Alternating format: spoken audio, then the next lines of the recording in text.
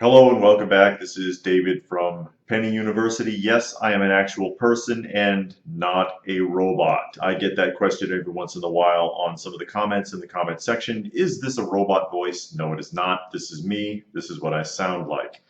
And today, what I am talking about primarily is the homeless. This is a subject that has come up several times in the comments section pertaining to some of my videos about survival, where people say, hey, what about the homeless? They will survive post-apocalypse.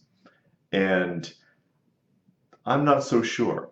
So we're going to take a look at that. Now, part of the reason why I get these comments is because I had a shout out to the SCA, which is the Society for Creative Anachronisms, because these are people that party like it's $14.99. These are people who, as a hobby, live as though it was the Middle Ages. They practice sword fighting, they make their own clothes, they grow their own food, they use bows and arrows. You get the idea. They're like the people you see at King Richard's Fair. But they do this all the time. It's a lifestyle.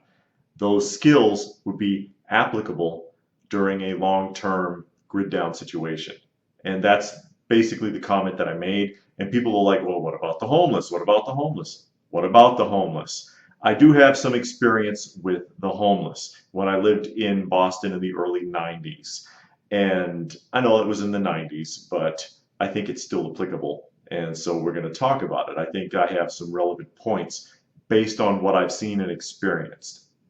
First of all, you have to look at the types of homeless people. And there are basically 5 types of homeless. There's disenfranchised people. That is, people who have lost their jobs, lost their home, victims of circumstance who end up in the streets. These are the homeless that you see when you watch television dramas.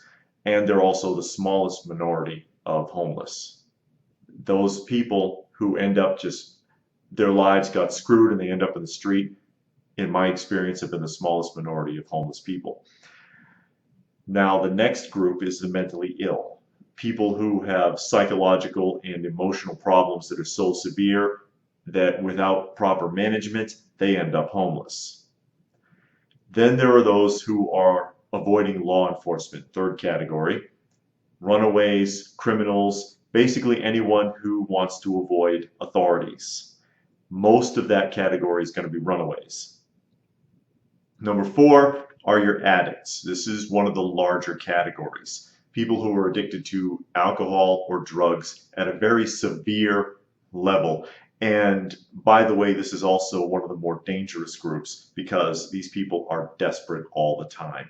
And then category number 5 would be people who, another very large category, by the way, people who are homeless deliberately. They're homeless on purpose because they want to avoid society as a whole. They don't want responsibility. They don't want to work. They don't want to pay taxes. And it's actually easier for them in their own minds to live on the streets than it is to deal with the government, to deal with a job, so on and so forth. You get the idea. Now, there are advantages and disadvantages to this.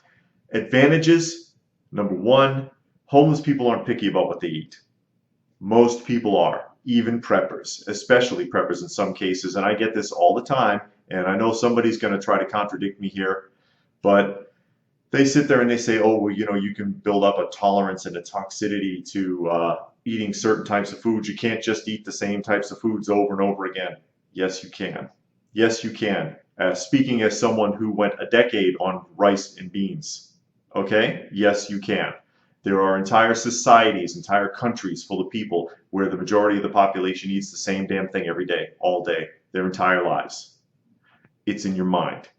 This is what does not want you to keep eating the same things over and over again. Homeless people don't have that problem. They'll eat whatever they can get their hands on. That's an advantage. They're not shy about it. Number 2, they're used to the elements.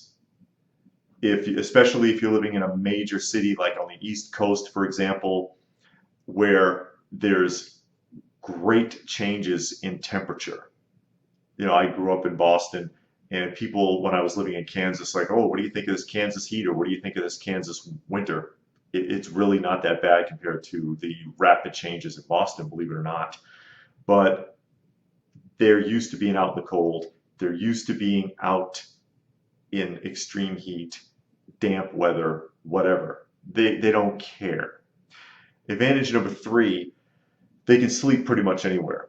A lot of people can't do that. You know, they go camping and they're up all night because they just cannot get their mind around it. There's nothing left to get your mind around when you're sleeping on a park bench or in a drain pipe on a rooftop. It doesn't matter anymore.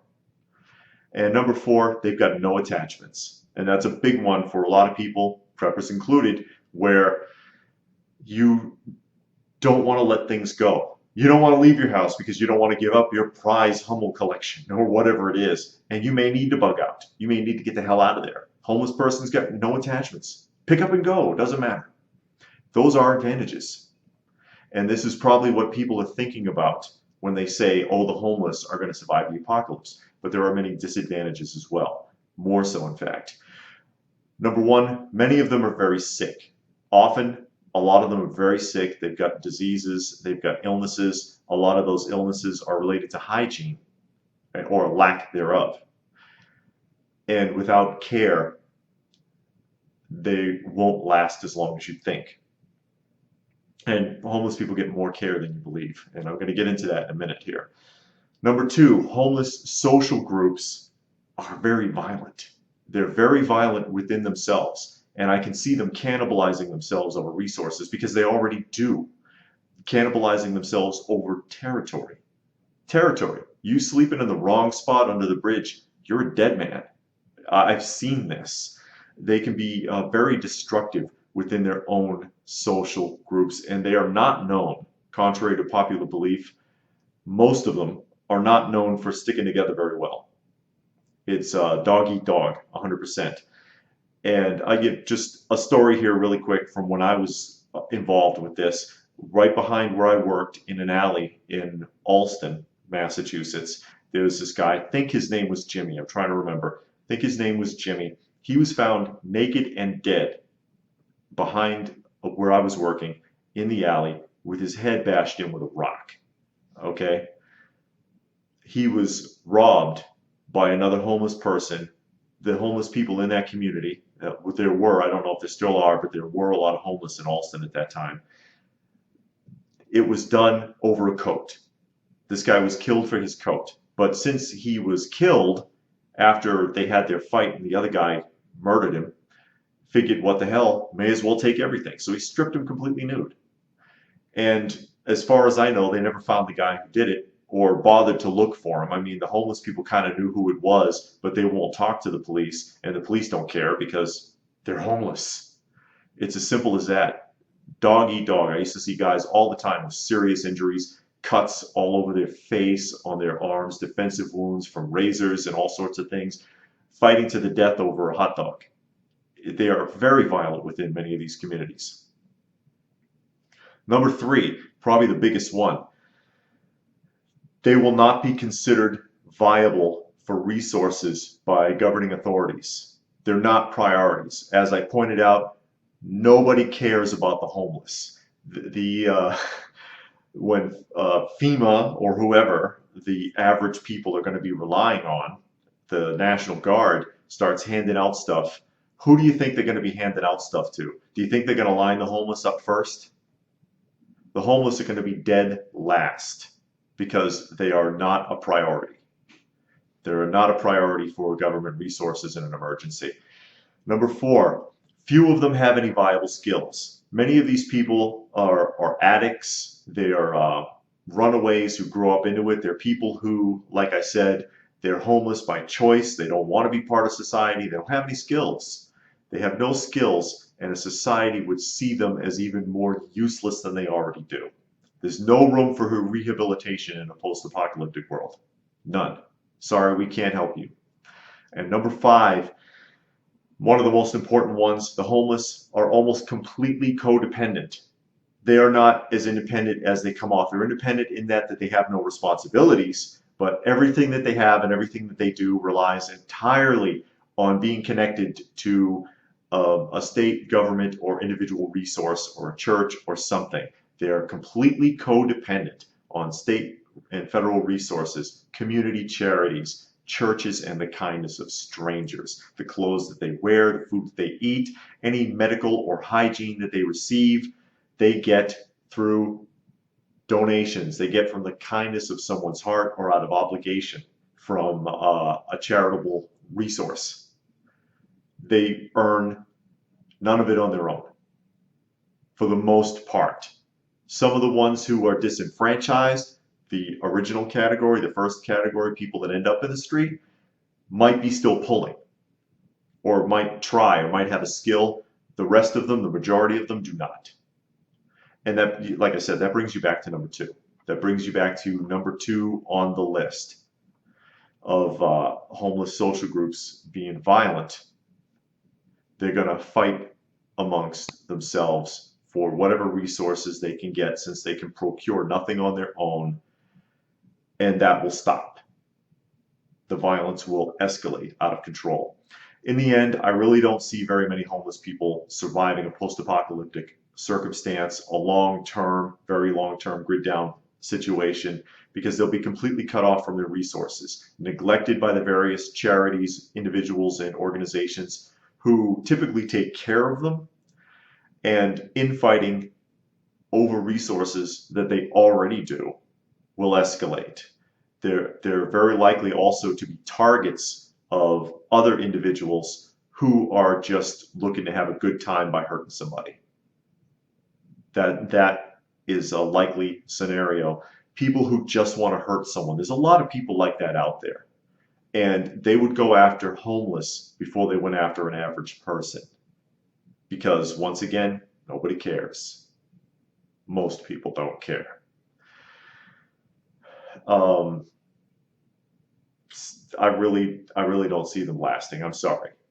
I see them being killed off by people who see them as a threat, killed off for fun, dying of dehydration, dying of illnesses. Very few of them will make it through.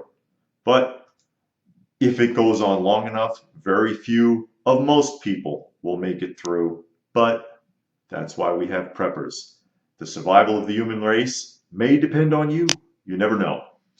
So what do you think about that? If you have any opinions on it, if you agree, if you disagree, put it in the comment section down below. If you disagree, please give a reason. Don't just cuss me out. I get enough of that on this channel. I get enough trouble with YouTube on this channel as it is, without people just willy-nilly insulting me for no good reason. Please do give it a thumbs up if you got something out of the video. Share it if you can. I would appreciate that. Subscribe if you're new. Hit the notifications icon. But do check back. Do check back often, because even with the notifications icon lit up, I'm hearing more and more that people are not getting notified that I'm still putting videos out. People are not hearing about it, which brings us to the next point. If you would care to tip the channel, there are links for that down below. Every little bit helps, and I sure do appreciate it. So, as I always say, stay frosty, folks, and thanks for watching.